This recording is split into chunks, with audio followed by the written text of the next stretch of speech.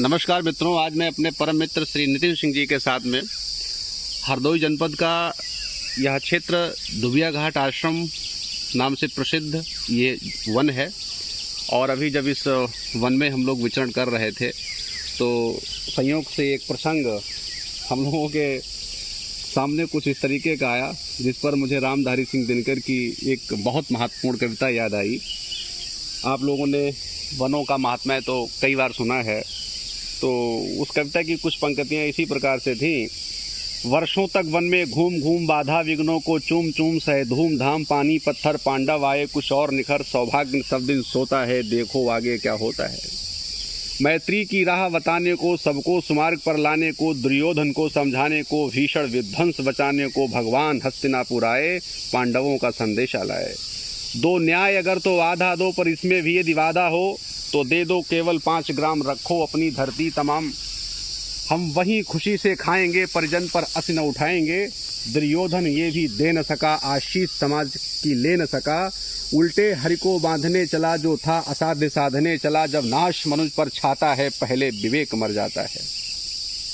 हरि ने भीषण हुंकार किया अपना स्वरूप विस्तार किया। डगमग डगमग दिग्गज डोले भगवान कुपित होकर बोले जंजीर बढ़ाकर साध मुझे हाँ दुर्योधन बांध मुझे।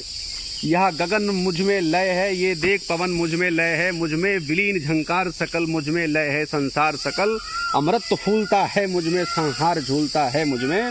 उदयाचल मेरा दीप्त भाल भूमंडल बच्च स्थल विशाल भुज परिध बंद को घेरे है। मैनाक पेरु पग मेरे हैं दिप्ते जो ग्रह नक्षत्र निकर सब हैं मेरे मुख के अंदर।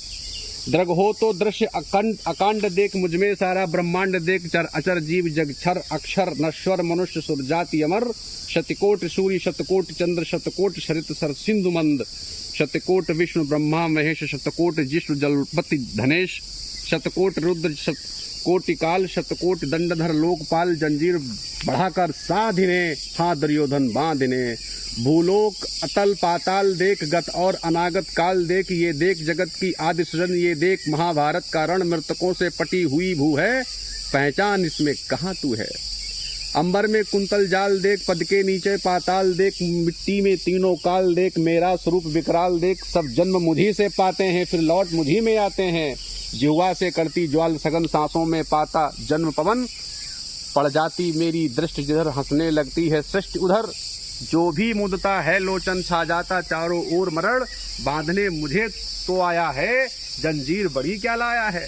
यदि मुझे बांधना चाहे मन पहले तो बांध। अनंत गगन सोने को साध न सकता है वह मुझे बांध कब सकता है। हित वचन नहीं तूने माना मैत्री का मूल्य ना पहचाना। तो ले मैं भी अब जाता हूँ अंतिम संकल्प सुनाता हूँ। याचना नहीं अब रण होगा जीवन जय या की मरण होगा। टकराएंगे नक्षत्र निकर बरसेगी भू पर वही प्रखर। फलशेष नाग की डोलेगा विकराल काल मुंह खोलेगा दुर्योधन। रण ऐसे होगा फिर कभी नहीं जैसा होगा। भाई पर भाई टूटेंगे विस्माण बूंद से छूटेंगे। वायस श्रगाल सुख लूटेंगे सौभाग्य मनुष्य के फूटेंगे। आखिर तू भूषाई होगा हिंसा का परदाई होगा। थी सभा सन्न सब लोग डरे चुप थे या थे बेहोश पड़े। केवल 2 नर न घाते धृतराष्ट्र विदुर सुख पाते थे। कर जोड़ खड़े प्रमुदित निर्भय दोनों पुकारते थे जय जय।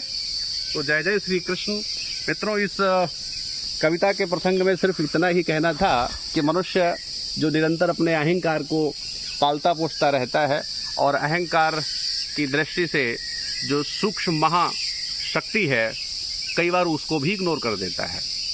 तो प्रकृति सदैव अपने गुणों के आधार पर हर मनुष्य को कुछ न कुछ शिक्षित और प्रशिक्षित करने का कार्य करती रहती है। और हम मनुष्य कई बार अपनी अज्ञानता के कारण प्रकृति के संदेशों को नहीं समझ पाते।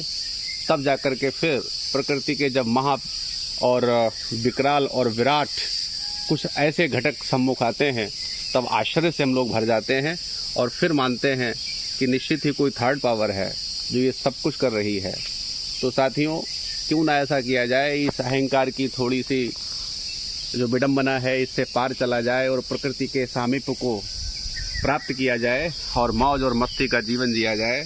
जैसे कि हमारे मित्र नितिन जी ये सदा मुझे प्रकृति के साथ जुड़ते ही रहते हैं और बहुत ही अच्छी बात यह है कि ये सारा नज़ारा हम आप सब तक भी शेयर कर पा रहे हैं। तो आप सबकी बहुत शुभकामनाएं और मंगल कामनाएं आप सबके उज्जवल भविष्य के लिए। और आपको भी कभी मौका मिले तो इस भौतिक जीवन जीते हुए कभी कभी प्राकृतिक जीवन की ओर भी चलें। तो फिर इसी के साथ आप सबको बहुत बहुत धन्यवाद। नमस्कार।